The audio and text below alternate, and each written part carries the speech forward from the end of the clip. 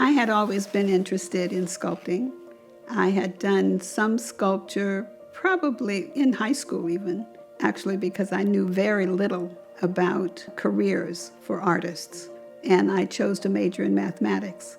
I went back to sculpture 30 years after graduating because at that point, my sons were grown. My husband was encouraging me to do what I would love to do, and so I started taking some classes at local community colleges. And with that introduction back into the field, so that I could make sure my brain was connected to my hands and that I could actually continue to make happen what I was thinking I wanted to make happen. That's how I got back into sculpting again.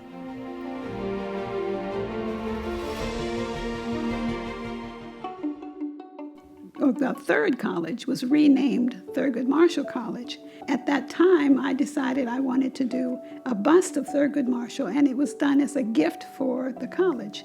I was already employed on campus at that time. I was the director of Honors Achievement Workshop, and I was also an instructor for a Methods of Inquiry course. That was a gift in honor of Thurgood Marshall, in appreciation for Thurgood Marshall College and the people that I worked with there. Significance of that one to me is simply, it's the kind of thing I want my sculptures to do. I want them to connect to people. Now, the next sculpture that I did for campus was the Triton. The class intent was to give the campus a sculpture of its mascot. There was none. King Triton was just a person in a costume. So they actually wanted a sculpture that would stand there forever. And in actual fact, his face is of a student who was one of my husband's students, and I promised no one would ever know who he is. Because I put a beard and a mustache on him, right, to look like what I thought the Triton might look like. And a few years later, he grew a beard and mustache. I said, well, that's not my fault. If you didn't turn around and look more like the Triton than you did when I did it. But in any case, I think he's still anonymous. And I'm pleased that he agreed to be my model.